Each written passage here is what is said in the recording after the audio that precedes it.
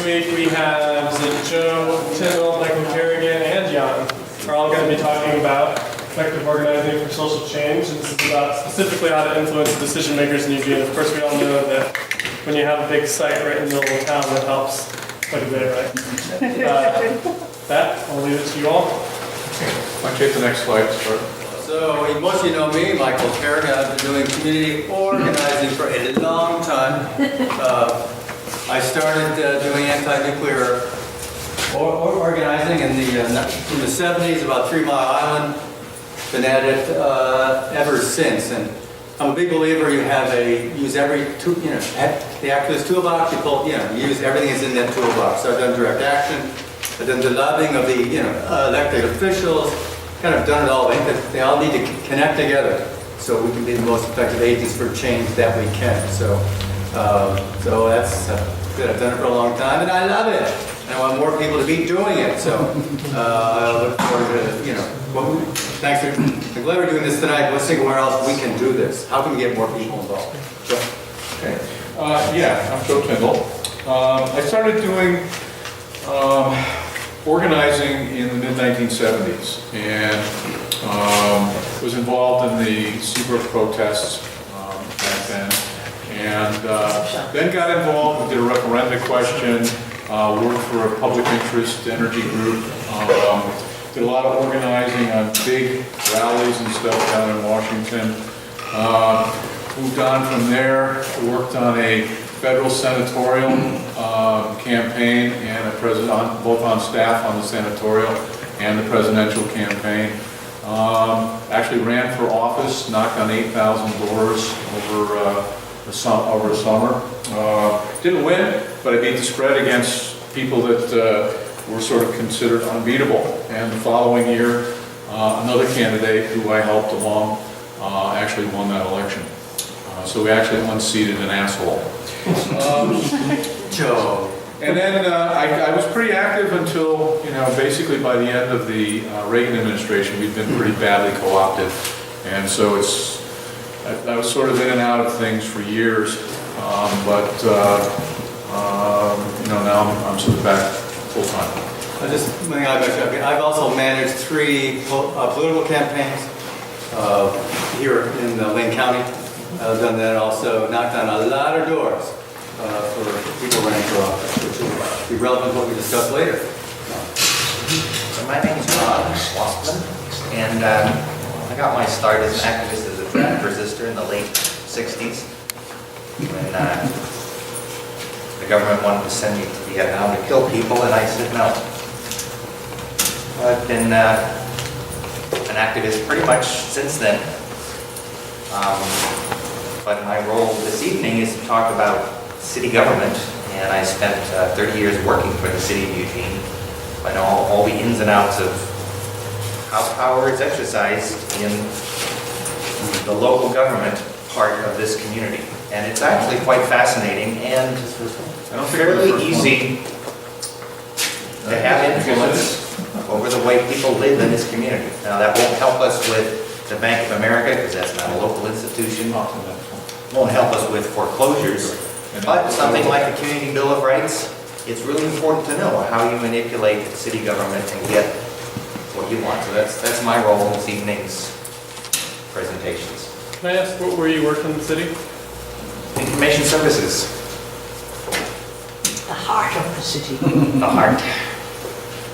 I also presently now work, for Community Alliance of Lane County. I'm a professional community organizer. Okay, so let's get started on this. So some of you have already seen an earlier version of this where I just had the blue line and this one. But after several discussions, I decided we needed to update a little bit.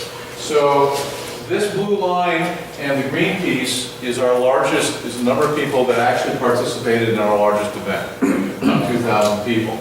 This is the remaining 154,000 people in Eugene. This is the 57,000 people in Springfield, and that's if you draw a 30-mile diameter line around Eugene. That includes all the other people in that area, so it's the bulk of the population of Lane County. Now, our little group right here is about 100 people. This black square represents something the size of the number of people that were registered on our Facebook account.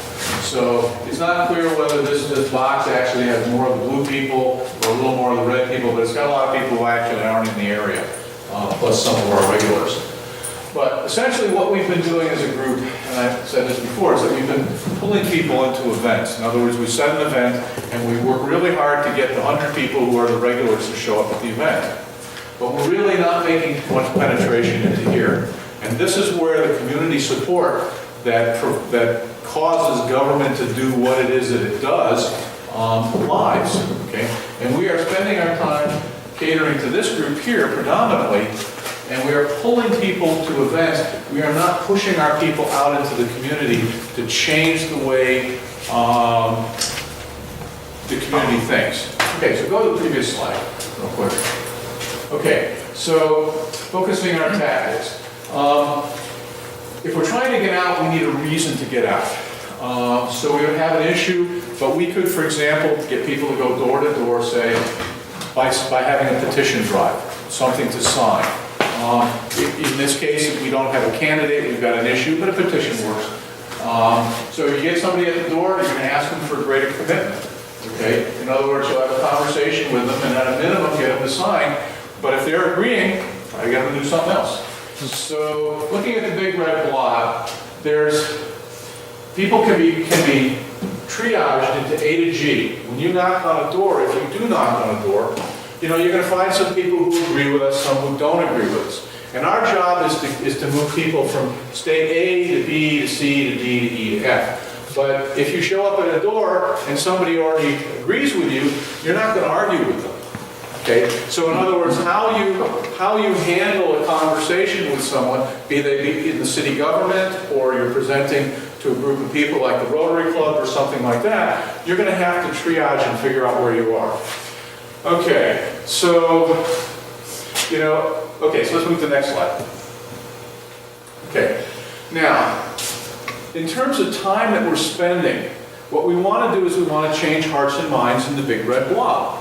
Because when we get, I talk about 7% or 10% or whatever it is, when you get that many people agreeing that your thing is important, then it becomes unstoppable.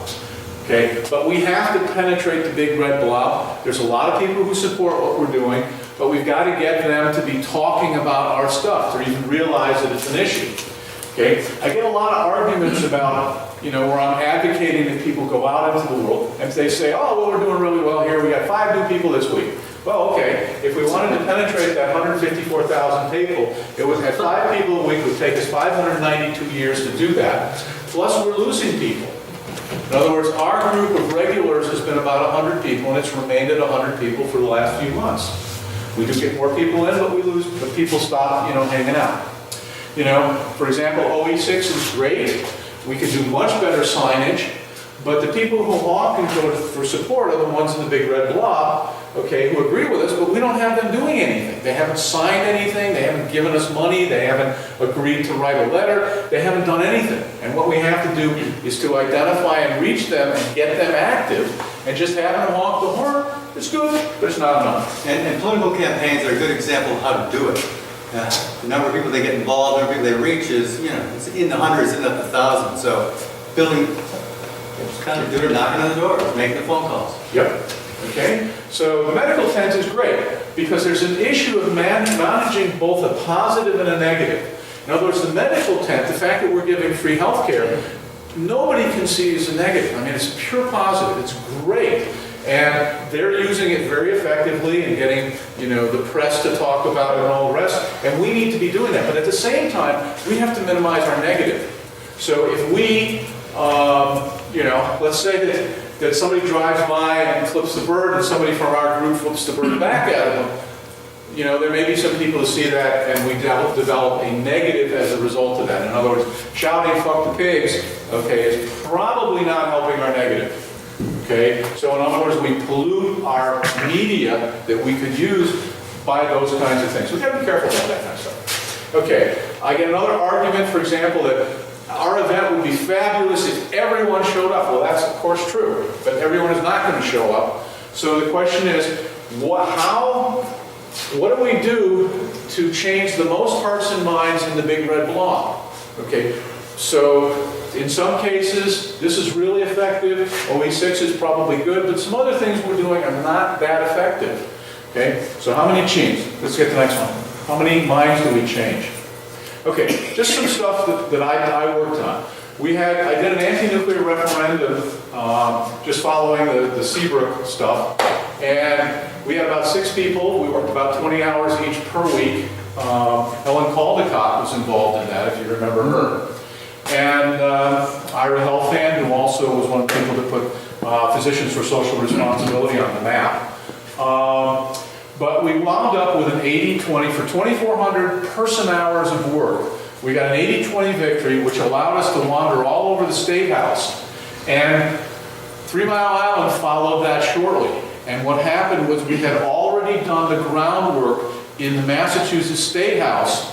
So even the people who were against us knew what all the arguments were. And so when they had to talk to the press about 3 Mile Island, all of a sudden they have our talking points. Why? Because we ran that, which opened the door for us to talk to these people. It was huge.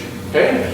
Now, contrast to that, I worked on a rally at Washington, in Washington, where we had 250,000 people show up, basically for free music. That whole thing represented 2 million plus person hours, and we had nothing to show for it at the end. And when we got done with it, there's more to that story, but I'll move on. And when I got done with it, I began to really realize that these kinds of things, the community organizing kinds of things, are far more effective than this kind of thing. And at the same time, I did in the late 80s, at the test site in Nevada, we had a direct action. 10,000 people came, hundreds of people getting arrested. But at the same time, we had elected officials there, Congressman Mike Kopetsky, who spearheaded our effort. We got a ban on the nuclear weapons testing passing through the House and Senate. It was combined with all the different tactics. Yes, we had our 10,000. Yes, we had these celebrities there, but also people getting arrested, people in their home communities talking to people, going door to door. So it was a comprehensive organizing strategy, and it worked. And we got, there's no, because of that, there's been no nuclear weapons tested, in this country since then. But the issue is that these things are effective if you do the groundwork for them. They are not effective if you don't. Okay, and that's big time true. For example, if you start studying what happens in other countries in terms of revolutions. The Cranston thing was very effective, 150,000 person hours to keep the arms race on the front page of every newspaper in the country for 6 months. We knew we didn't have a chance of winning, but that was our goal, and we used his candidacy as the vehicle to do that. And we knew that in the campaign. Didn't have a chance to get him elected. Okay? Now, this one right here is about accepting minor wins. Now, when you go out into the world and you're talking to an A, which is people that don't like us, don't agree with us, and you want to move them to a B, you're not going to get a lot of major wins. I used to do creationist debates, and if I got, out of a room full of 500 people, if I got 20 people that I cracked their thinking by presenting, I considered that to be a major victory. And so if you're going door to door, the thing is, and you're talking to somebody you disagree with, the thing is respect. If you walk away and they feel that you respected them, listened to them, understood them, okay, they're going to think about what you say, and you got a chance of cracking them after the fact. Okay? But don't be looking for huge victories. You're not going to convince everyone, but the object is to leave them feeling as though you respected them. Okay, huge. Okay, and then of course, as the ultimate example, there's Bernie Sanders, who knocked on doors 4 to 6 hours a day for 5 years to win his the Vermont congressional seat, okay, House of Representatives. He's now a senator, but it took him 5 years. And my mother lives in Vermont, and so I actually met Bernie Sanders at malls and stuff like that a number of times. He was an interesting case. But his work changed Vermont as a state, and it showed the way for them to do the healthcare campaign that they've done, largely done door to door, and doing all the kinds of things we're going to be advocating here. But they made the case that healthcare is a human right, and they have now passed a single-payer healthcare bill. It's enormous, but the way they did it was Bernie Sanders, Socialist. cutting away and making it happen. Okay, next slide. Before that, one other example, Rob Handy, 4 years ago, went door to door throughout, his, not his ward, his district, and that's how he won the election against a well-funded opponent. And so you went out on a door, so he won also, the person who represented West Lane County, then, what's his name again? Sorry. No, before that. No, Bill Sweeney. In another classic example that hit 1 million doors and also won, but it's hard, but it can work, and it can work here locally, not just in Vermont. Okay, so the reality is that a lot of people won't do it because it's uncomfortable. Okay, you need to learn some stuff to talk intelligently. You need to be relentless in this process. You got to practice your rap. So when you're talking to somebody, you can be flexible and realize where they are along that perspective and have a conversation at that level rather than just kind of playing the tapes for them. So communication skills.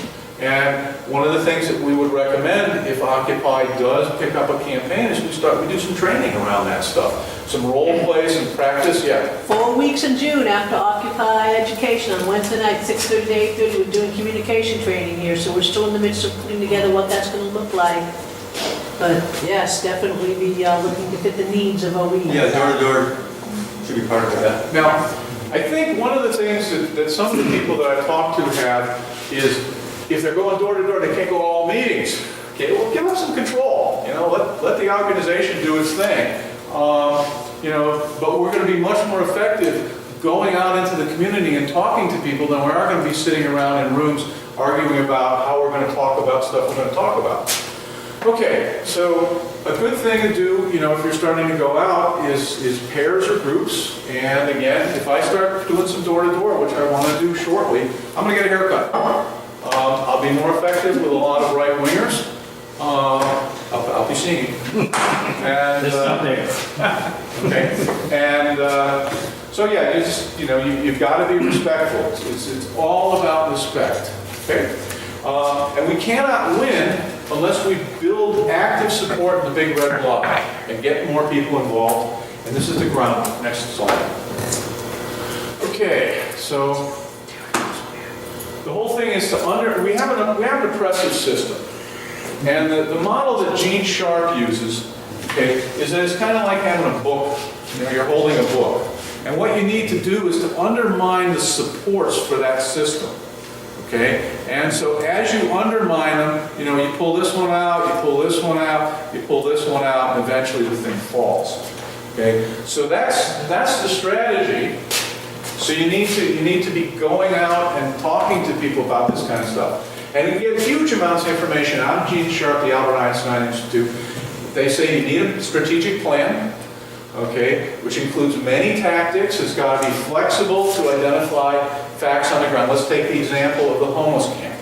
Let's say that we start doing some work on this, and the city council says, yeah, okay, we'll let you use a piece of land. Okay? Now suddenly that's a very different future to the campaign than it would be if they fought us and we had to, establish one and defend it. So you got to do this. Now, in 1973, he published a list of 198 nonviolent tactics that people have been using by analyzing a lot of the revolutions that had gone on prior. Okay, so the object is not to reinvent the wheel, which Occupy seems to do a lot of. Okay, in other words, if we had a campaign on homelessness or B of A or foreclosures, I would recommend largely the same process. Okay, regardless of what the subject is, the way that we approach it should be similar. So we're just going to zoom through these fairly quickly. If you want to make any comments on any of these, this is the 198 tactics, and we've actually done a lot of these things already. Okay, We'll be talking about some of them in more detail. so let's just zip through them and then we'll get down towards the end. So 198, just click, click, click, click, click. Just you're going to see them fast. Go. Don't blink anyway. Wait, Too fast? Yeah, a little too fast. come on. We speed readers? Tell me one. Count to 10 or 15. In your head. Communication. Skywriting. Yes. Like I said, there's some I'll be talking about in more detail in a little bit. But the thing is, Deputation. what's that? We'll go back one. What's the deputation? you basically get another group of people to do your stuff. In other words, how do we get it? You pull a group of people together to make them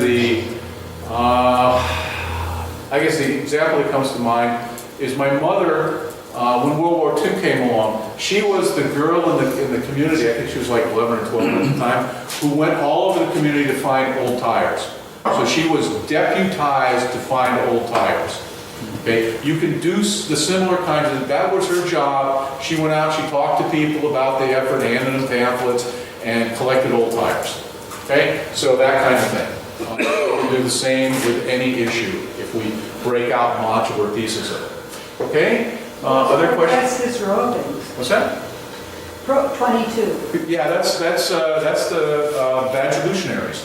Exactly. Okay. Okay, and we did haunt a couple of officials. We haunted the George. Yeah, and we did some taunting of the police. I don't think that's as effective as we might have been had we, used a little different approach. We would have been more effective, but we were doing it. Yeah. The laughing at them the other week was effective. Yeah, the laughing at the Bank of America was just awesome. Yeah. It just totally took the wind out of their sails. Anytime you see riot cops, laugh. Yeah. What'd you say? Manically. We had a lot of that long ago. And the mock funeral, Scott Fife has a casket that he's been looking to use forever. But we used casket, we did the casket. You did do the casket. Yeah, he was very happy. Yeah, very happy. And so a lot of this stuff, but things like teach-ins where we educate, okay, stuff like that. We're doing a lot of this stuff already. We have a pretty good diversity of tactics. But again, you want to sort of look through while you're planning your campaign and say, oh, we can do a little bit of this, and oh, we could do a little bit of that, and oh, we could do this. Because the list already exists, and you just look through it, and it's like the ideas come up, and that's how to do it, rather than reinventing anything. And I have no idea what lysis I know what it is. About that one. I know what it is. Yeah, go for it. Yes, Lysistrata got the women of, was it Sparta to withhold sex until the men agreed to end the war. I think that in Liberia, actually. Yeah. They did that for the women's right to vote in the United States. Okay. Even today. Yeah. No? What is it like? Not sure. But yeah, I mean, but there's actually a book. He wrote this thing in 1973. There's a lot more documentation. The Albert Einstein Institute is a fabulous place to go and look at stuff, read stuff, because there's all kinds of articles and books up there, some of which have been put into the public domain. So they have the entire thing on PDFs, yeah? What's the book again? I don't remember the title of the book, but it's, if you just go up to there, get the one, okay, you go up to the Albert Einstein Institute, there's a thing that says the 198, it's in one of the menus. Yeah. And when you get there, there's a reference that says it's excerpted from the book. Gives you the title. And actually, I believe that book is in fact, has been put into the public domain, so you can pull it down as a PDF. Oh, cool. And I've read parts of it, but I don't remember the title.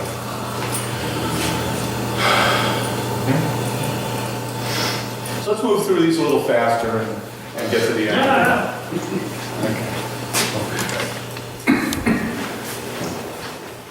But you get the,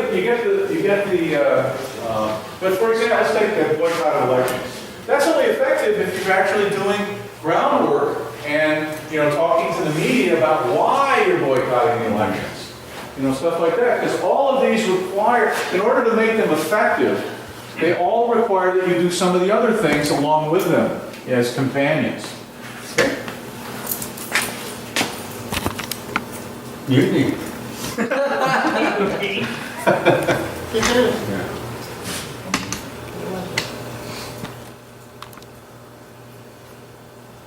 Under strikes, actually, that seems to be paying off in, what is it Burma?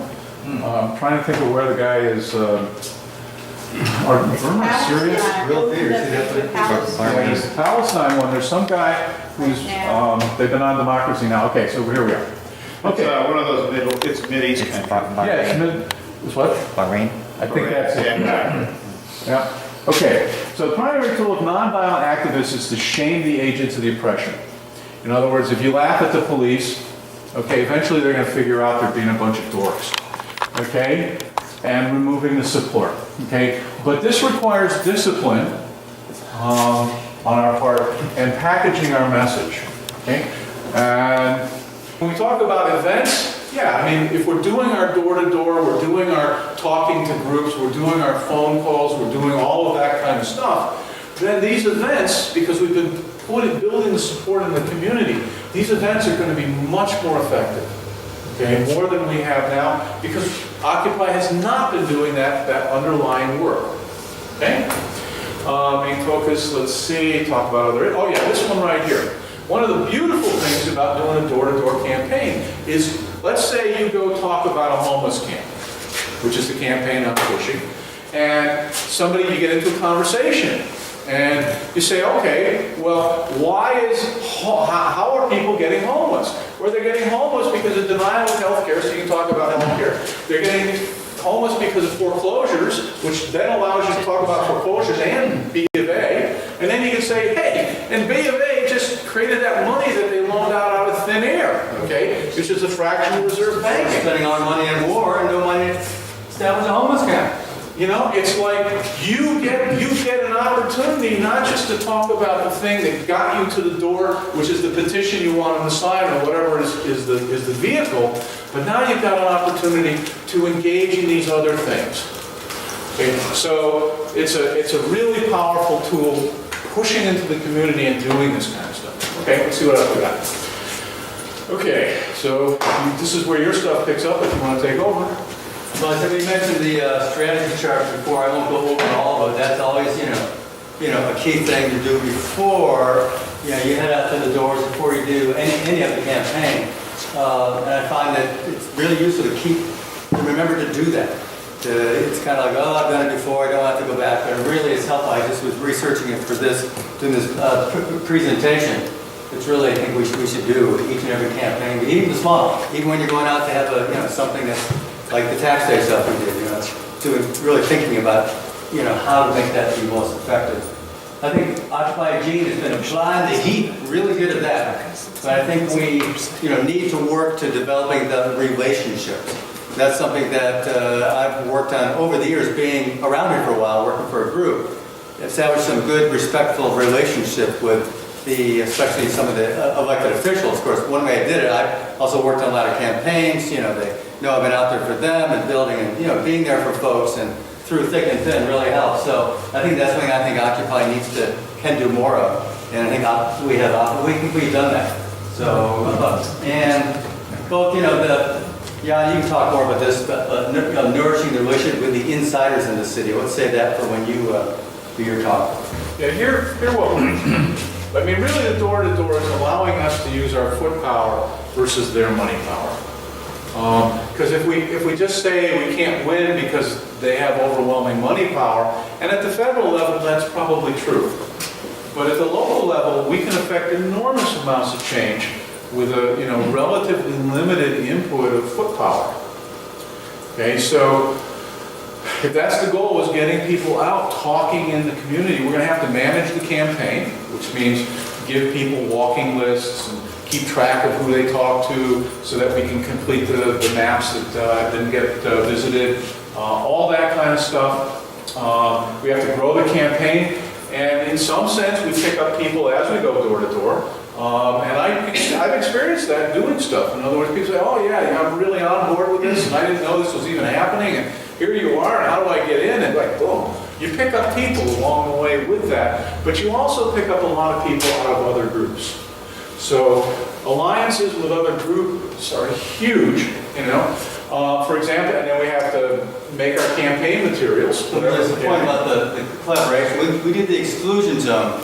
It was Occupy Eugene, it was the Civil Liberties Defense Center, it was the ACLU, it was Cal, it was the faith community, it was a broadband, and that's how we were able to get that exclusion zone to be shut down, is because we had that broad-based coalition. I think that really bodes well for our work in the future, and we can pull that coalition together again. And it's also, I think we need to do more about reaching out to communities of color, to labor, and of course the SSN has been part of our work as well. So I think as we go on, how do we make it broader? The broader it is, the more effective we can be. And I really think we have need to be, communities of color, because we've reached out to the homeless community, which better than any group has done in this town for years.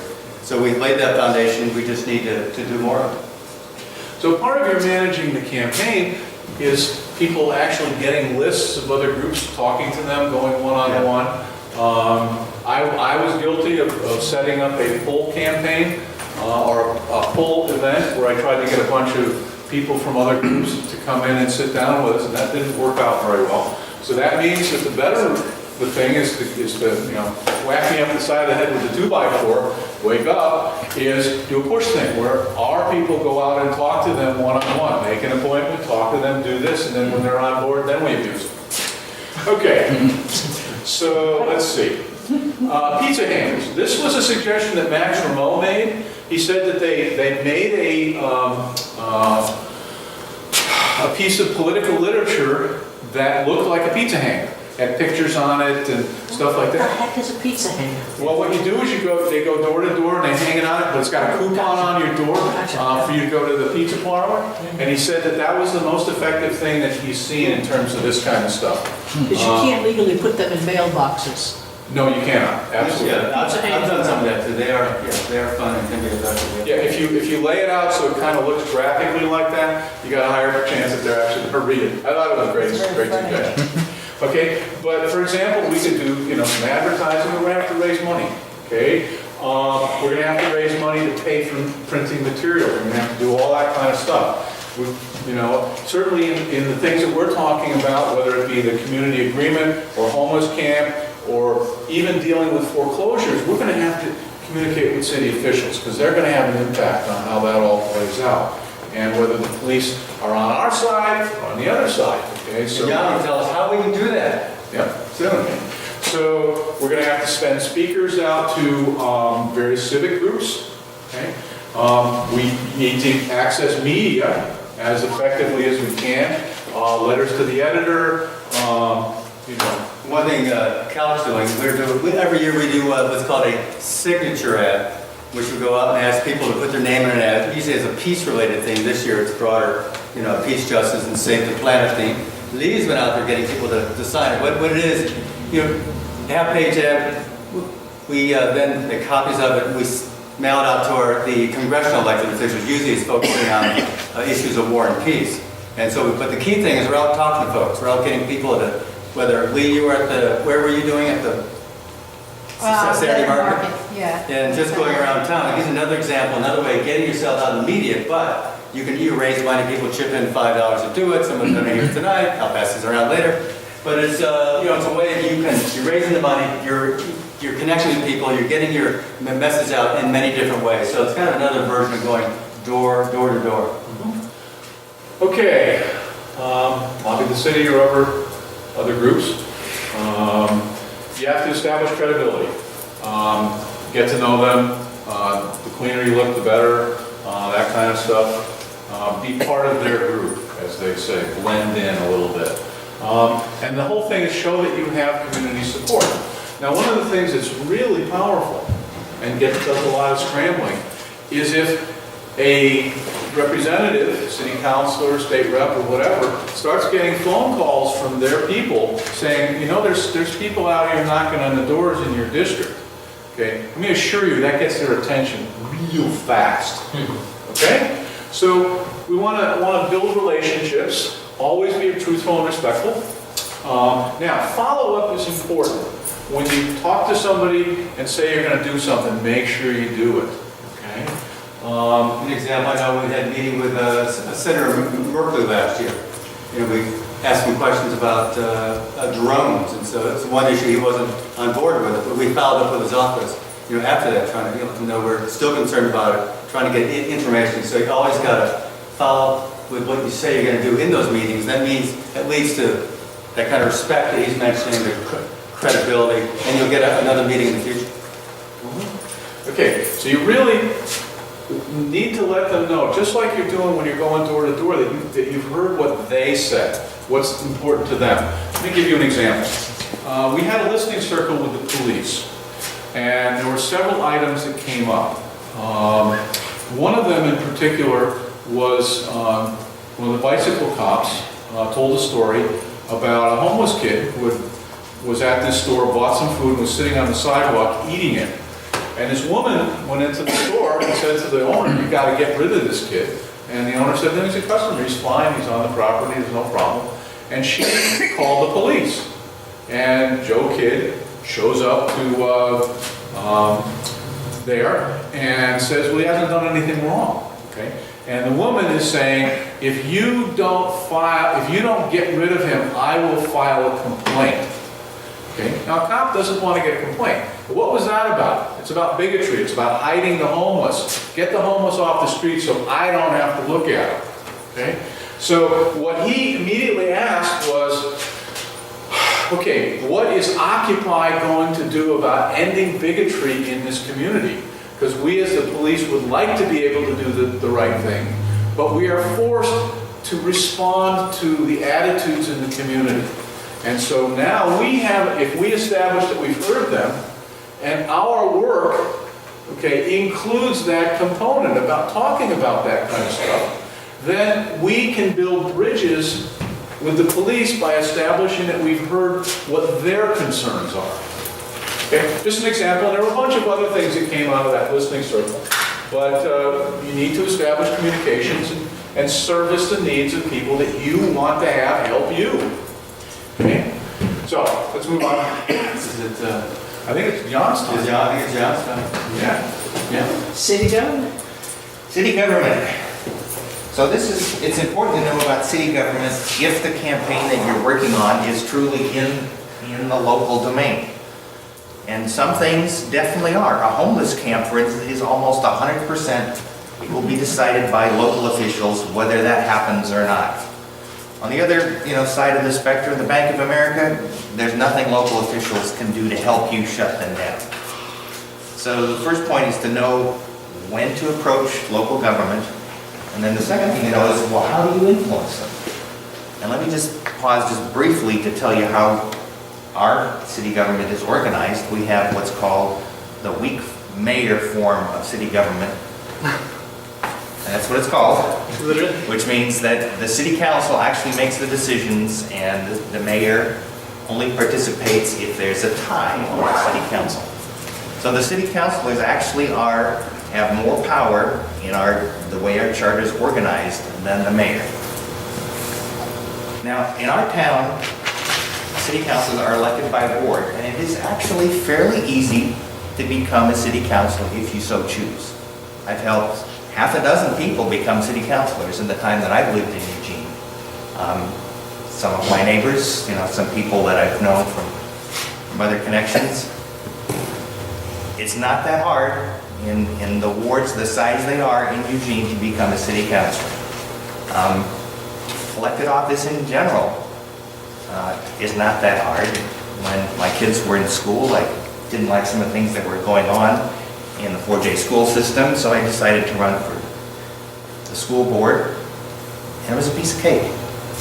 It really was. I mean, you have to run a campaign, obviously. You have to do the right things in a campaign to make yourself known, appear at the various places, where debates are happening, and be reasonably articulate. But it's not that hard. Very often, in groups like ours, we tend to elevate elected officials as somehow a different kind of person. No, they're just like you and I. And if any one of us decided we would like to be a city councilor, it's very remotely possible. And did you enjoy your experience on the school board? I actually did. I actually, What year were you? it was 88 through 92. So some of you would urge others to do it, sounds like. I think That was when they had it would be dynamite if Occupy had a city councilor, that was like our person on the city council. And it's not that hard to do, particularly if you happen to live in a ward that's in South Eugene. That would help. A little harder in North If you live in North Eugene or you live in Springfield, a lot tougher. But let's talk about that if you have that interest. Kind of the second level of influence that is even easier to establish is to get on one of the boards or commissions. The budget committee, the Eugene Budget Committee, has extraordinary power. I can remember, not that long ago when it was the Eugene Budget Committee that decided that we no longer should fund the interagency narcotics team. That had, you can imagine what they did in the community. And as time came for budget cuts, they were one of the cuts that the budget committee recommended, and that team disappeared. Suppose, for instance, that the budget committee recommends that we no longer need a SWAT team. Interesting thought. But that's not going to happen unless some of us step up and volunteer for the budget committee. Again, those are appointed positions. All you do is you fill out a one-page form stating why you want to be on that committee, and it's not that hard to become one of the, they're always looking for people. It's harder to find people than you would think. There is a time commitment involved, obviously. Let me just mention a couple of the other boards and commissions that I think would be dynamite if there was an occupier on them. The Civilian Review Board. Guess what they do? They oversee the police auditor. Extraordinarily powerful group of people that sit on that commission. Unfortunately, the Civilian Review Board and the Police Commission, they both tend to attract people who are kind of the law and order type. Very few occupiers actually think that, oh, that's how I will spend my time, is to volunteer for the Civilian Review Board. But hear this, you will have much more impact if you volunteer for the Civilian Review Board or the Police Commission than you will have in 100 years of complaining about individual police officers or trying to influence the process as just an ordinary civilian. And Joe here has applied to be on the police commission, right? Yeah, Joe. Made it two rounds of interviews, I have one more to go. Yeah, right. So there's a number of other boards and commissions I won't go into, but those are the important ones for us, is the Budget Committee, the Civilian Review Board, the Police Commission, and the Human Rights Commission. That's another extraordinarily powerful commission that I wish we had someone that would take the time to fill in the form and ask to be appointed to that commission. What's the Human Rights Commission doing, Eugene? They review, all the ordinances that the city council passes for compliance with human rights. And anytime that someone in the community feels their human rights have been violated, that's the people they go to. Human rights complaints are processed by this group. And they have an extraordinary influence on how city government operates. Give an And example. citizens also present proposals to the Human Rights Commission of things that they want the Human Rights Commission to endorse. And also, Cal has a Stop Hate campaign when there's there's a racial incident in the community or an anti-gay one. We'll go door to door, we'll talk to folks, and the Human Rights Commission actually supports that, what we're doing. They pay for big red flyers you see around town, the hate-free zone, they pay for those, so we can actually get them to go do stuff, not just, talk about it, but they will take action and really, push to make, Eugene a hate-free zone. But, being on the commission really helps. We have the folks on there who really believe in that. If I may add two things here. The first one is that unfortunately, there is a process, and it's already closed for this current year. So people who want to get on to the boards and commissions will have to wait until the openings come up again. Although very frequently there are vacancies that occur throughout the year and they get filled, mid-year. So keep your eye on the boards and commissions webpage and the city's website. And but the main thing is you got to make the decision that that's something that you want to spend time on, as an individual, and you can have extraordinary influence in this community if you take that step. So let me talk just a couple more things that I think are extraordinary tools that are available to us if your objective is to influence city government. One is the neighborhood program. There's this extraordinary program that the city of Eugene has. The entire city is divided up into neighborhoods, and they have an actual, advisory capacity to the city council. And the city council does listen to the Neighborhood Leaders Council. That's a group that meets once a month, one person from each of the neighborhoods. So if you're not aware of which neighborhood you're in, and you haven't checked out when they have meetings and gotten in touch with some of those people, it's worth your while. They get resources from the city to put out newsletters. They can, it's a really effective activist tool, is to plug into what is an established program available to everyone who lives in the city of Eugene. Find out which neighborhood you're in and what your neighborhood is doing. Can I interject some things? The second one on the boards and commissions is all of them have a public hearing as part of their meeting. So if you have things that you want to say to them, you can just go and get your 3 minutes to present your thing, and you can print up stuff and give it to them, and they will read and respond to it. The second thing is, for example, in the River Road area, the permaculture community has largely taken over their neighborhood association. And so a lot of permaculture principles are a lot of discussion of permaculture is finding its way into the city government through that conduit. So finally, I want to talk about the initiative and referendum process, which is part of the charter for Eugene City Government. It's actually pretty easy to get an initiative on the ballot. An initiative is something that you write yourself. A referendum is when you disagree with something that the city council has passed, and you have a certain period of time. I believe it's 60 days, something like that. I'd have to check the specifics to actually get that decision that was made on the ballot. And there's actually a fairly low threshold of signatures you need to challenge an action by city government. Say, for instance, they deny an application to occupy a park or to use a park as a homeless camp. City council, they vote no. You can challenge that, and with a fairly small number of signatures, get it on the ballot so that everybody in the city can decide whether the city council actually made the right choice or not. Easy to do, rarely used.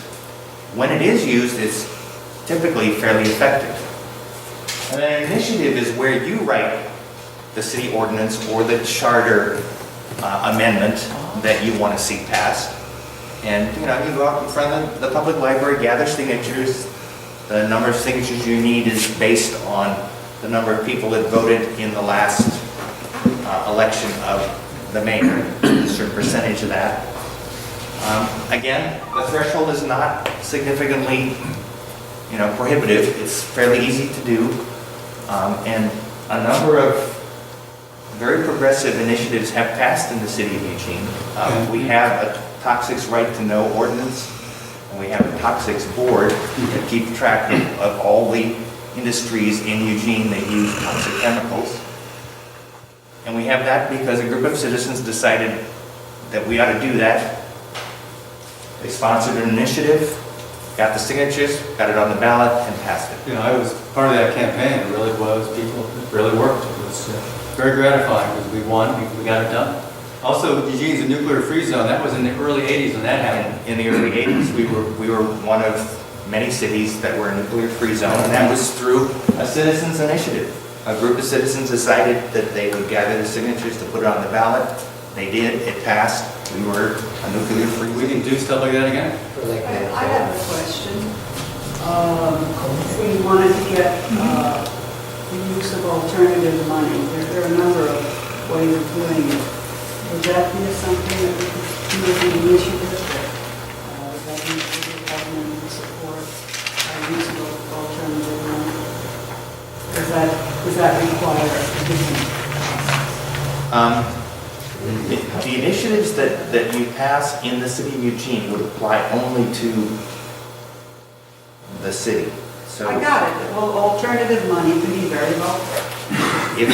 Yeah, yeah. You could, If- yeah. If that's what you wanted is money that was legal tender in the city of Eugene, Right. you could do that as an initiative. Yes, Definitely. Chester? You said that you think the time limit is about 60 days after us That's on referendum. for a referendum. Yeah. And then how long do you have, like, when does it go on the ballot after? There's some, Like, what's the overall time scale? it depends on how close it is to the next election, but basically, you know, with a few exceptions, it winds up on the next scheduled ballot, either primary in May or November ballot, so. You would have to look at the calendar pretty carefully and talk to the city to make sure that, you know exactly And when that is. the signature gathering period has to finish before, you know, the elections people need to have the election print. Right. So there's some statutory, you know, intervals there, and I don't have them memorized, but if you go to Lake County elections, they have all those rules about the number of signatures you need, what the time periods are that you have to gather those signatures. And if anyone is seriously interested, I'd be happy to work with you. I've worked on a number of initiatives. Yeah, and I have as well. John, he's really good. He knows his stuff, so. definitely. Michael has, so it's easy to do. It simply takes a bunch of dedicated people who are willing to put in, particularly a referendum, because it is time limited. The initiative, you have a much longer signature gathering time. Referendum's kind of short, so you have to be ready to go and get your signatures. The number of signatures you need is smaller than for the initiative, but there is also a smaller time period. But again, it's not an insurmountable barrier if, 30 active people are willing to gather signatures, it's a snap. I've seen, a dedicated group of 5 people get things on the ballot. Art? Yeah, is money playing an increasing role in the city council and mayoral elections? Have you seen it? Yes. Yes, particularly the mayor, not so much city council elections, they're still fairly low key, but I've been amazed at how the money required to become mayor of Eugene has ramped up over the years. And, Like over $500,000, I think, right? Yeah, the last election Last was one, yeah. quite expensive. so Eugene has a funny political history in that historically we're a timber town, and then we have the university as the kind of the other pole. So we've always been divided pretty evenly between progressives and conservatives.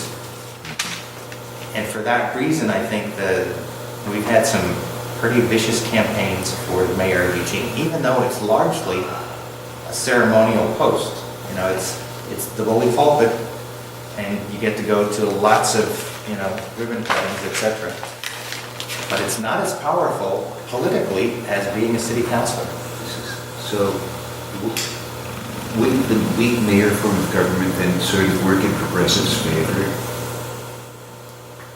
What works in progressive's favor is that our city councilors are elected by ward. Right. There are many cities in Oregon where they're elected citywide, and it's a much bigger deal. I mean, you can't possibly knock on every door in the city. Right. But it is possible, and I've seen it done several times, where someone that wants to become a city councilor can knock on every door in the ward. And it's extraordinary how people respond when you ask them for your vote. People love being, contacted directly by someone seeking political office. And you were talking about Rob Candy. That was his strategy. Paul Nicholson got on the city council that way. Bonnie Bettman did. David Kelly did. Those are all examples of people who were political unknowns and decided they wanted to be on city council, and their strategy was, I'll knock on every door. And they wound up on city council. So that way of doing it is, Joe talking about it too, it can be applied to outside political campaigns. It really is I mean, it really does work. It's very satisfying to get a good door, knock on the door. So I just didn't yet. So I'll wrap up, and in the event that the campaign we select has a large component of city government responsibility in its implementation, I'll be happy to talk about this again. But if we start doing some push stuff into the community, I mean, we are gonna get results. We're gonna penetrate into the big red blob, and we're gonna find people in there who are going to work with us. We'll also find people who will work against us, but you know, you deal with those too. We'll pick our numbers up. Simply going door to door is an amazing education, and is definitely worth having. You gain a whole lot of skills there. But the whole thing is about building your base. Okay? And if you put the work in place, then when an event comes along, that you know, then your base will respond to that event in a more positive way. So Occupy's come along. I think it's going to be with us for a long time. And now, you know, the event happened before we built the base. Now it's time to really work on building the base, so that as more events that happen, we have a more positive response from the community. And I urge folks, with the primary coming up is on the 15th.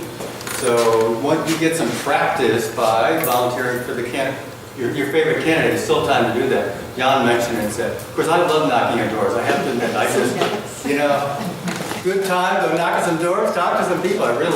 But we really, you know, those campaigns could use your help. But I really think that Joe's totally onto it. That, you know, it's really, talk to your neighbors one-on-one. There's nothing more effective than that.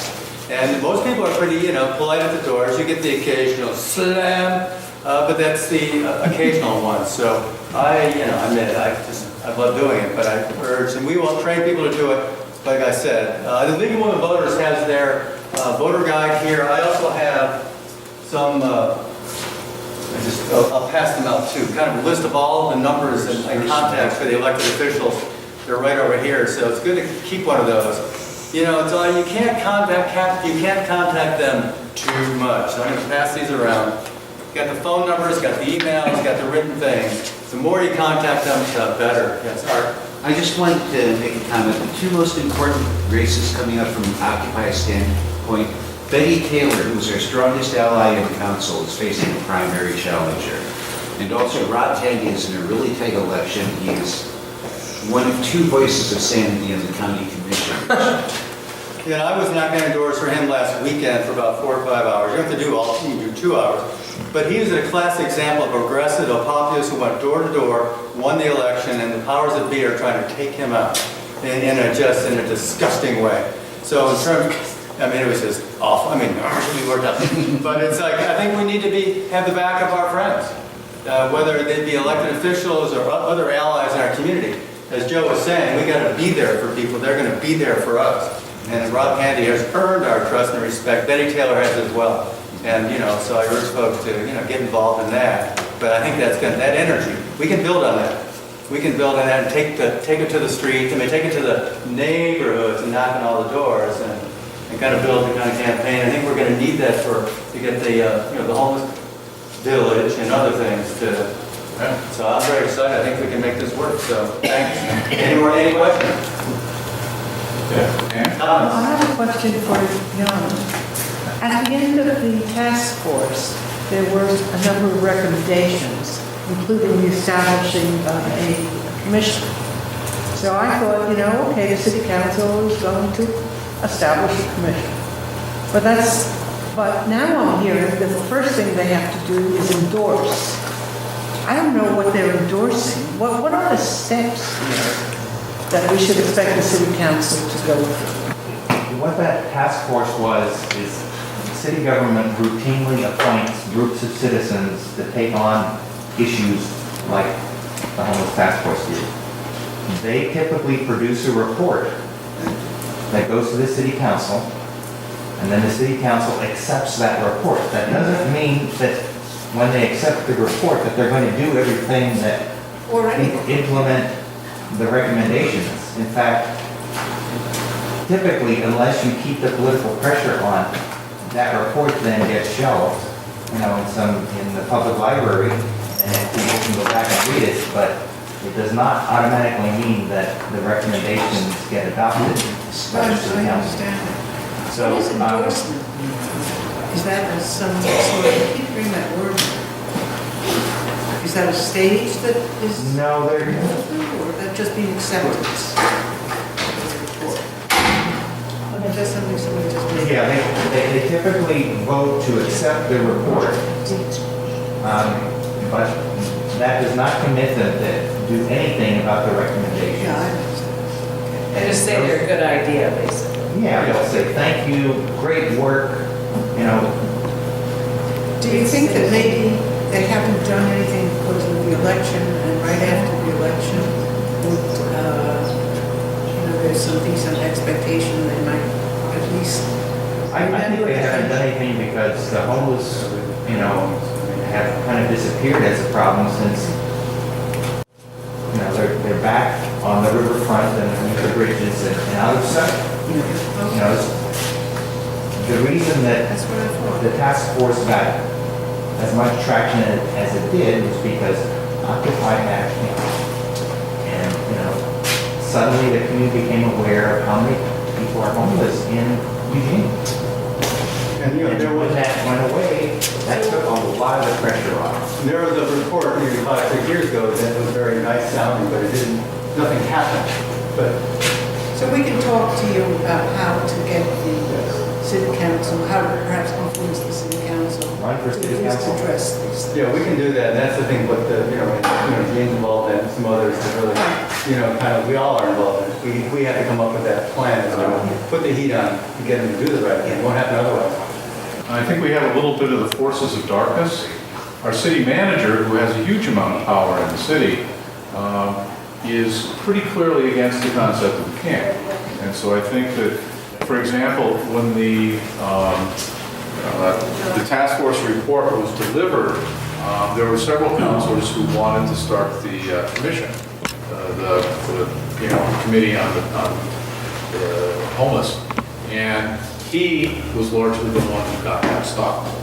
So, we do have to pressure, otherwise it's not going to move forward. Can we talk to him as well? Sure. Yeah, why not? Yeah, you think, does that do any good to talk to the city manager? Typically not. I mean, you can't talk to him, and he'd love to talk to you. I mean, he has regular office hours where you can make an appointment to talk to him, but city managers typically don't do anything without explicit instructions from, that's kind of the way city government works. He seemed to put a kibosh, though. Well, I think it was just his reading of that there wasn't a majority on the city council that wanted that to happen. So he was thinking I'm just doing my So really, this job. issue has been dealt with, and they've decided not to form a commission. Well, Or was it taken? No, No. I think they just put it on the back burner for now because they've got elections coming up. 4 of the city councilors are having, they're working on their re-election campaigns. Which distracts, definitely. It's hard to get work done during this time. Well, that's what also what I was asking. Go ahead, Gene, I mean, you can sit down. I think a lot of the work that happens with the city council too is with private meetings, with the different counselors. To really get them where they can talk back to you. For instance, when we go on Monday nights, I have mixed feelings at this point about how we use that time. And how might we use it more effectively. We don't want to be placing ourselves too much as just the opinionators against. I think particularly on the police issues, I'm very comfortable staying against, But that we need to be pretty careful about deciding who our bad guys are and who our good guys are, and who are the bad guys that are going to speak Monday nights, who are the good guys, so that some people maintain No, easier nothing's going to relationships. change about the Eugene Police Department until some good people decide they're going to take the time to be on the police commission. Well, I wondered, Jan, too, what you thought of really looking on the police union issue, non-union issue. I've had some people recently, men, that's one of them, talk about trying to get a hold of that contract. The contract is a public record. I know, that's what he said. But to really look at it, because what the police are seeing is that it's a total block. You know, Schulke's the case. It would be ideal if they would stop Schulke from being on the streets. Individual police officers have extraordinary protections against discipline in their contract. There's an incredibly convoluted process that the department has to go through if they want to discipline an individual police officer. And it takes months and months and months, and the number of challenges that are possible and appeals, and it sounds pretty awful, and it sounds like we That's all can't in really that have contract.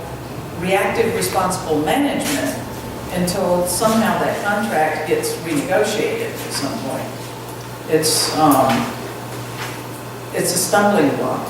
So that was one thing. With regard to the commission, and we talked to Chris Pryor today, had a phenomenal meeting with him with regard to the village, Finco and I. But he is going to speak to the mayor very soon about continuing Task Force 1 with the same composition going forward as Task Force 2. And I know some of our folks that weren't too participatory, we might want to replace with people that would be more participatory and things like that. That just has to be a response. I think we'll see that commission at least get reappointed fairly soon. Right. So Gene, just what you're saying too, being organized about these things. Ideally, any meeting you have with a public official, any city council meeting, have it planned out beforehand. Yeah. And really, as you're saying, the more you want out of it? Yeah, the more you do that, the more you go in there feeling strong, being sure what you're going to do. It's just so much more effective. And if you want to influence city councilors, don't approach them when you have something to ask. Cultivate that relationship when they're asking you for your vote. That's when you want to get to know your city councilors, when they're out campaigning, when they're asking for donations for their campaign, when they're asking for volunteers, can they have a lawn sign, in your yard? Those are the times when you establish your connection with your city council. Yeah, there's 4 lawn signs in my yard presently. It's like it's built up over years of it's just lawn signs are just and then once they get elected, they remember those who their friends are. Can I get back to process for a minute? Sure. Because then I was told that for this commission, they would have to say they want to establish a commission, and then have a 90-day interview period, and then select the members. And they're not going to take that. If it's an official, what are the routes? Is what I'm asking. There are about half a dozen official council-appointed commissions, and they're established by ordinance, and that would take some time, but the thing about a commission is it's ongoing. Like the budget committee and the planning commission and the police commission, those are permanent institutions, an official part of city government. So this is different than the task force, which is kind of a one-time thing. The mayor makes the appointment, it happens much quicker, but they have a charge, and at the end of that, they have their meetings, they produce a report with recommendations, and then they're done. And those happen all the time. They're not as effective historically as the established commissions. But in terms of what we need to get done, you were saying that they might establish another task force? It sounded to me, I'm uncertain, I didn't clarify with Chris. It was a mixed message that we were talking about the commission, and he said he was going to suggest to the mayor immediately that move forward. But then he said, and it would contain the same people. So I think what he's really talking about is getting the task force reappointed so that there's somebody to be moving this stuff forward. Is he talking about 50 people again? I don't think that many would show up again, Right. frankly. We'd have a far smaller number, but there'll be the people who want to do something. Yeah, and I think from the projects I mean, the village is going to be a community, not an occupied project. And so I think from that community project's perspective, we want to be sure that this just doesn't get tangled up in the city bureaucracy. But that we seek from the city just those things we need, which are property, waivers of all kinds of I'm trying to rules, understand.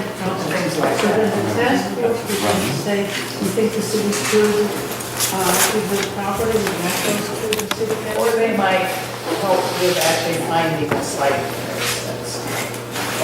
Is one of the examples that was given. Yeah, I would recommend you don't wait for the city council to initiate any of this stuff.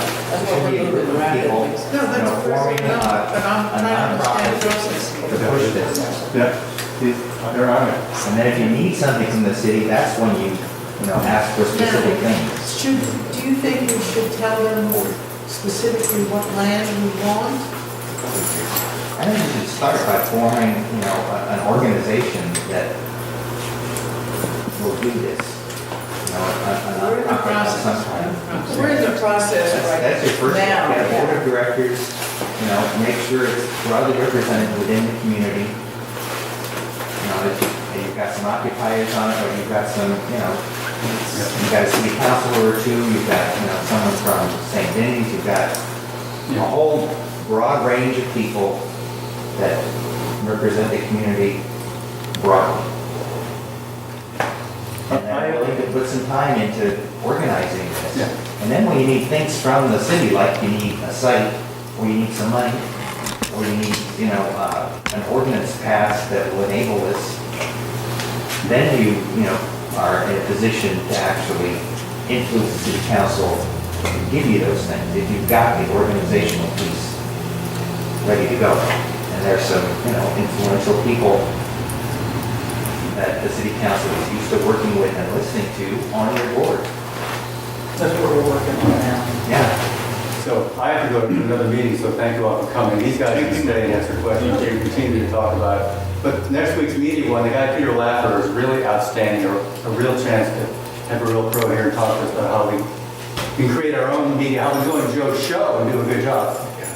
And be better spokespeople for our movement. So, all right, thank you all for coming and keep on.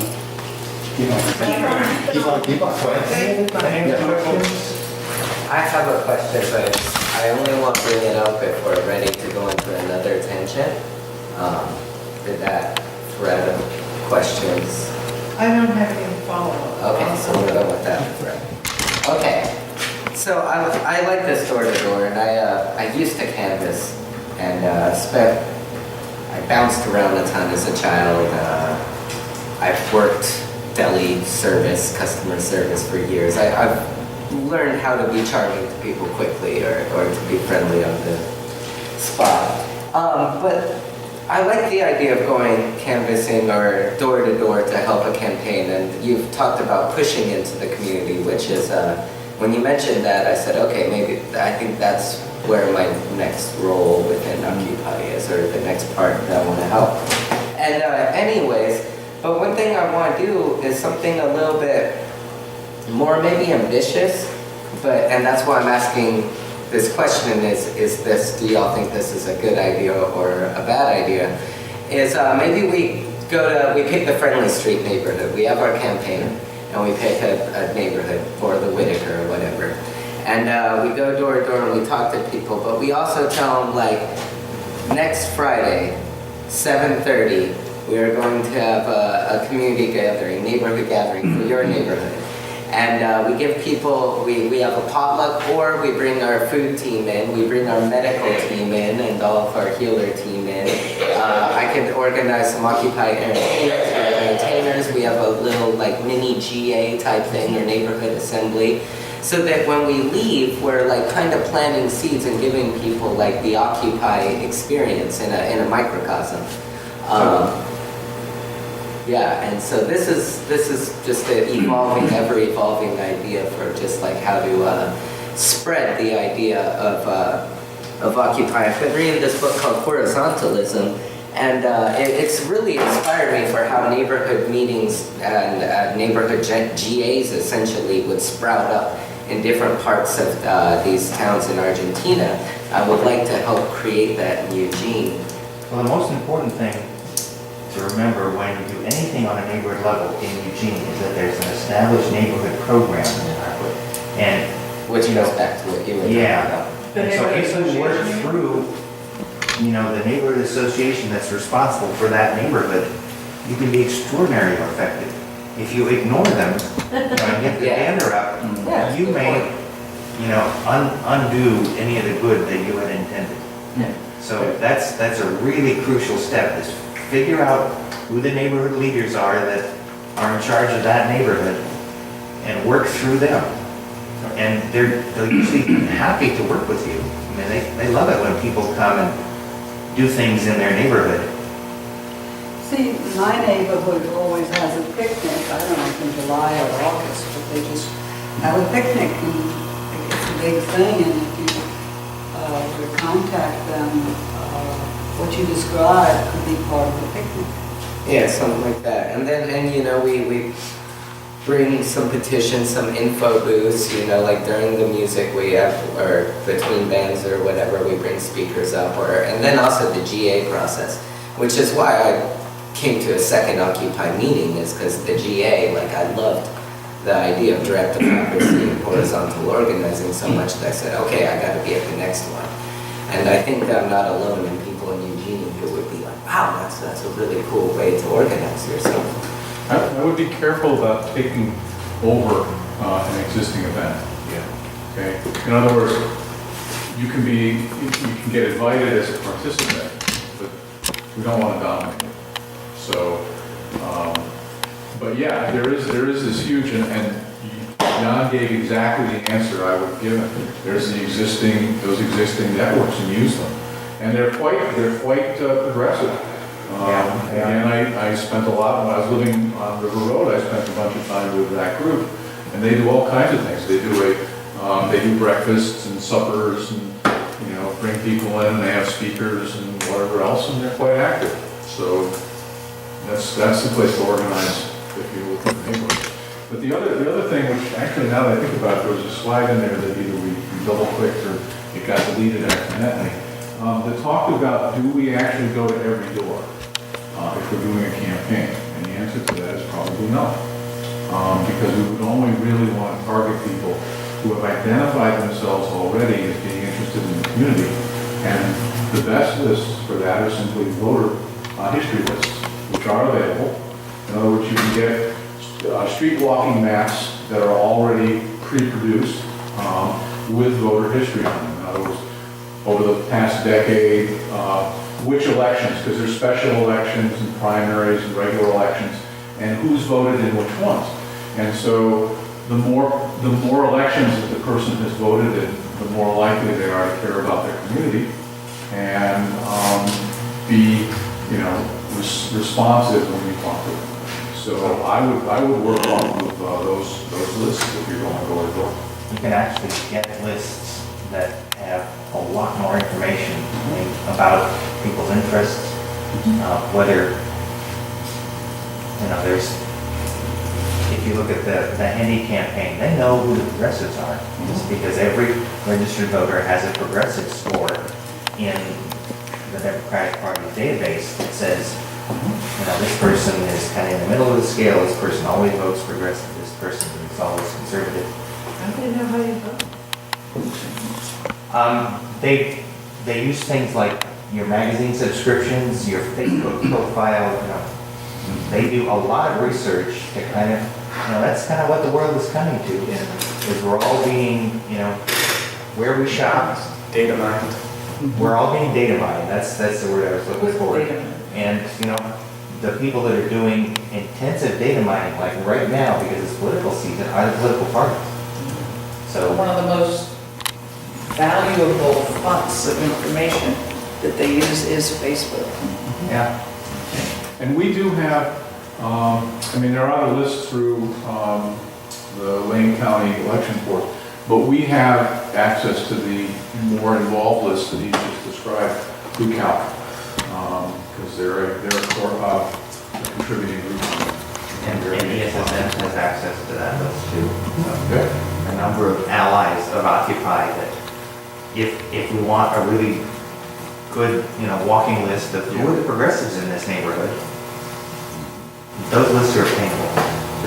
An interesting thing to me was that, who does Microsoft Word, what's their software for email? Outlook. Outlook. Who is it that has like MSN home? When you go to a page and it's the MSN home page. Whatever that That's is. MSN itself. Yeah. They used to just calculate the things that you clicked open and they recorded that to develop your profile. Now, if you hover for X parts of a second over one, it rings up as something. If you hover for 2 seconds, incrementally, without you ever opening it, they're Everybody even wants to judging know where you everything about it. hesitated. It's, And all that information is now there's a law to have a back door. And all of that information, y'all probably know the name of it and I don't, but that Google or any of these folks have to turn over their information and they have to make their software compatible with what the federal government can use to invade again through the back door to get everything about you. Your emails, everything. But at the same time, Legally. the information is available. Everybody else is using it, and it's to our best interest to use it. Oh, yeah. don't do anything on your Facebook profile you don't want Homeland Security to know about. Oh, I'm David. They have access to it. I think all of us are doing it. We're not doing anything illegal. Okay. Can I ask a question too? Is, one of the things we think about with the city council is the people, the money who's behind, particularly the people that tend to disagree with us. Is that public information who's contributing? Y'all know how to get it. Secretary of State has a webpage that lists all the contributors over $50. And if it's under, $50 or less, they just aggregate it. But any donation that's over $50, it's listed. Because I think sometimes I wonder, I guess, sometimes those people are kind of knee-jerk reacting to some things that if we could tell them why we want something we want. Let me tell you If you go to the funder instead of the council member.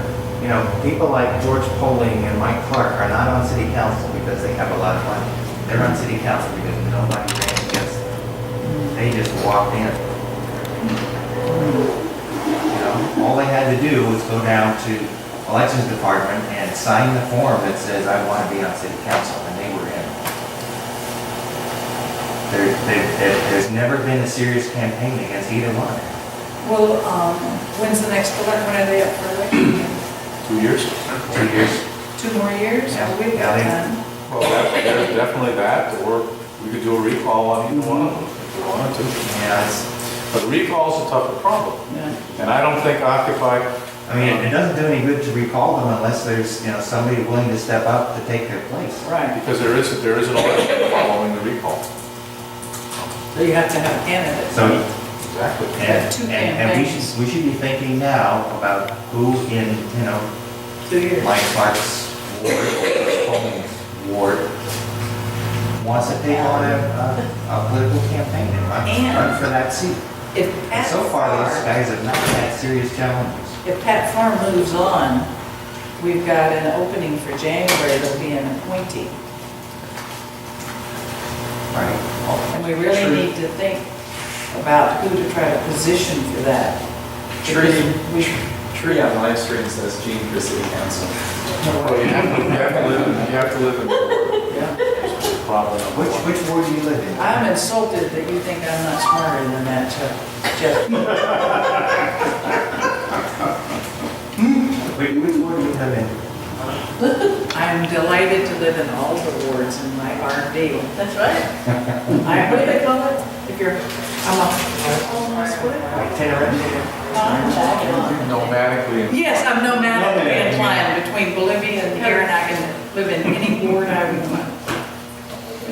Isn't there a time period in which you must live in the ward to be someone who can represent that? I believe it's 9 months continuous. Not for city council, I think you have to be registered to vote in that ward. I think that's the only requirement. I don't think it's a time. There was one, because people wanted me to run for both E-Web and a city council position, and I didn't make the minimum continuous in the ward. Reed and I both live in Northeast Eugene.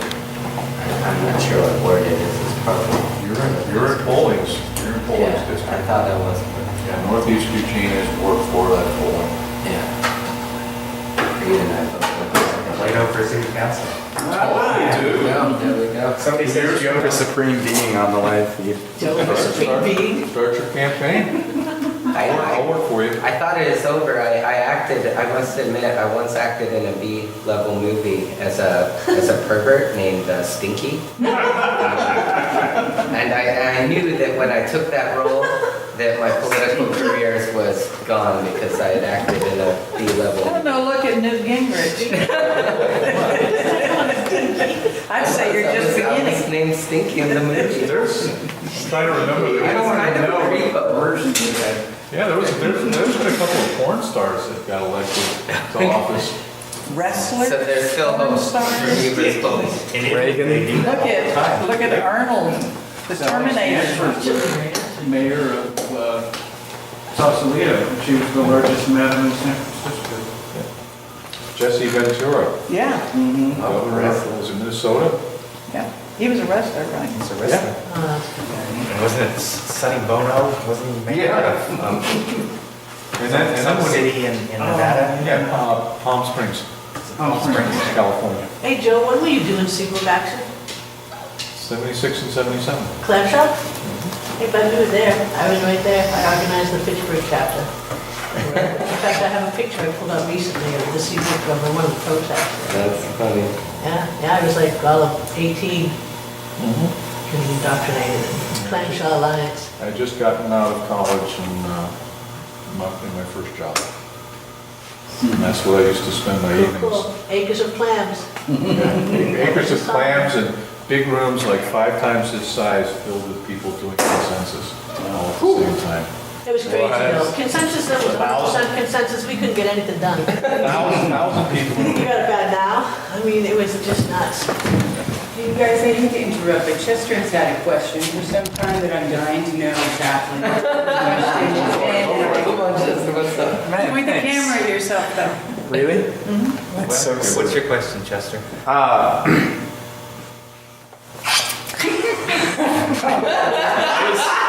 I was wondering, because I don't know much about the sort of like city political organization like structure here. I was wondering what the relationship of the city manager is to the rest of the city government, and sort of like what the process for like getting the city manager is and what powers they have, things like that. So the city council is at its most powerful when they are in the process of hiring a new city manager. That's The moment of glory. That's the moment when their power peaks. It doesn't happen very often. When I started working for the city 30 years ago, the city manager had been in his position for 15 years. More recently, city managers have lasted, between 3 and 6 years. So their tenure is getting shorter. What happens to a city manager is when they get a bad evaluation, and the city council evaluates them once a year, they tend to start looking for other positions. Because if you get 2 bad evaluations in a row, you may not be employable anymore. What are their powers and duties? Of city managers, the city manager runs the city organization. And he is, in fact, the city council is allowed only to talk to the city manager. They can't tell the head of public works to do X, or the police department, the police chief to do Y, or the fire chief. So The chain of command is very clearly, it's the city council who sets the policy and instructs the city manager. The city manager then, they It's have. either the funnel or Executes the the policy. bottleneck, depending on. Yeah, so, and the charter is very clear about this, that city councilors are not allowed to talk to individual city employees. Now, that isn't strictly observed because, during the 30 years I worked for city government, I talked to city councilors all the time. I helped elect them. So, but that's the way the charter reads. And so the city manager is extraordinarily powerful in that city councilors come and go, the city manager sticks around. So unless he does something to alienate a majority of the city council, they're kind of there until they're ready to move on. Is our current manager pretty well entrenched? His evaluations are public records, so you can go back to that city council meeting where, well, let me back up. They go into closed session to actually have their evaluation, but then they come into public session and they kind of announce what their evaluation is. And he's, as I recall, his evaluations have been pretty good. So he's not in any trouble currently. Somebody from the live stream wants to ask what the evaluation criteria for the city manager are. Is it like a qualitative evaluation? It varies from year to year. There are specific criteria that when the city manager is hired, there are expectations that he's given. And then the city council adjusts those on a yearly basis, what they expect the city manager to do and his progress on the city's adopted goals is one of the criteria. His management of the personnel of the city is another criteria. And I haven't memorized all of them, but again, that's a public record, so you can get the evaluation criteria. They vary a little bit from year to year. But typically, the city manager knows what he's going to be evaluated about, for the coming year. So as they evaluate him, they tell him, okay, this is what we want you to do this next year, and that forms the basis of the They set policy, basically, and he's supposed to implement it. Right. City council sets the policy, and city manager implements it. If you're at a city council meeting, often the councilor will ask the city manager for some technical information that they need in order to figure out their policy. That's happening all the time. And, remember that the city manager is a full-time job. City councilors are not. City councilors all have, other sources of income.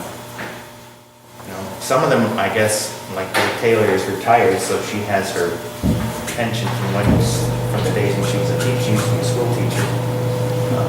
But other city councilors, they have jobs. What does city council pay? It's about 10,000.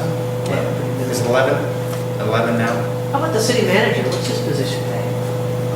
It's six digit. Yeah, He up encourages 109. the 2 6-digit people. It's 140, something like that. 140? Somewhere in that range. Why run for city council? My good God, get that city manager. And the mayor makes double of what a city councilor makes, I believe. So the city councilor is getting 11 now, so she's getting 22. But they're all part-time positions.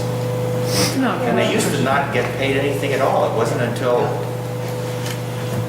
maybe 5 or 6 years ago that they started paying city councilors. Before that, it was basically a volunteer position.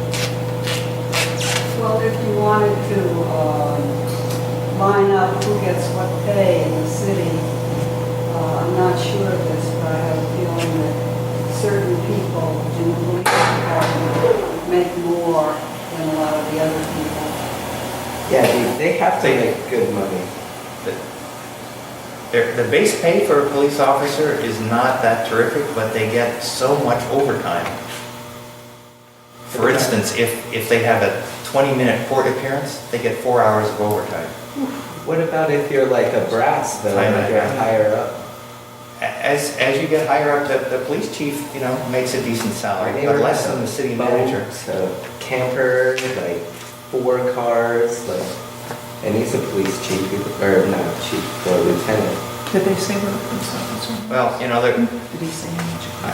I don't think that any of It's easy information to find. the pay packages for city government, compared to other places is out of line. I think actually, Going back, again, all of this is public record, so you can look up and see what a police officer makes, what a lieutenant makes, what a captain makes, what the police chief makes. It's all public record. Is that all on the city page, or? I don't think it's on the website, but if you ask for the pay scale, that's a Google public it. record. Google it, yeah. Is that what you mean, Google it? or- Well, you may have to ask for it. You may have to put in an information request. room 105. From 105, you say, I want to see the pay scale for exempt employees, and you'll get the full list. It's some 20 pages long of every exempt position in the city and what it pays. What does exempt mean? Non-union represented. So the city has the police association that represents police officers below the rank of Lieutenant.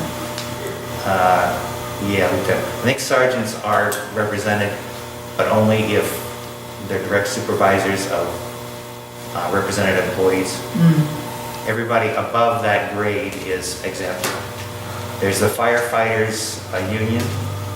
There's AFSCME that represents most of the ordinary workers at the city. So how do you get their pay And scale? IOTC. You ask for it. All of those,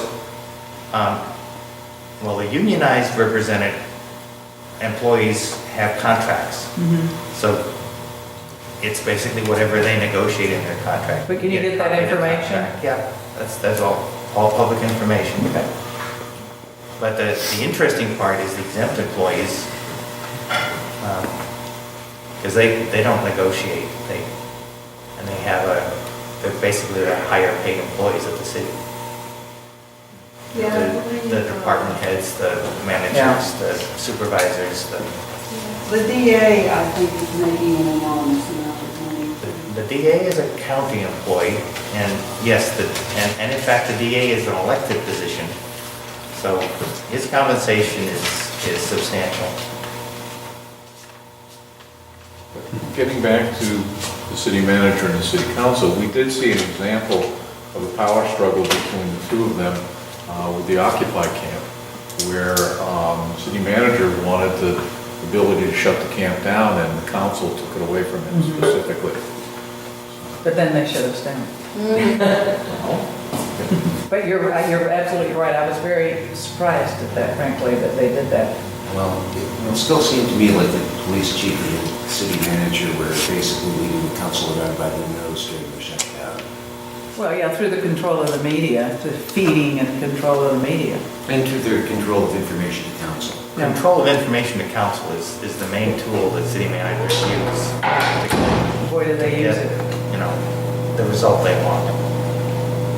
And all the department heads cooperate in that process. That's been going on for as long as I've known city government.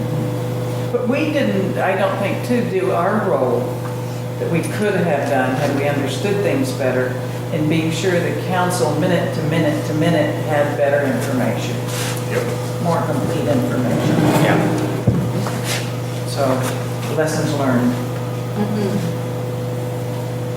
And again, if you're looking for a reason why a city manager will get a bad review, I mean, if you establish that they're providing bad information, that's going to be the thing that's going to trigger that bad review.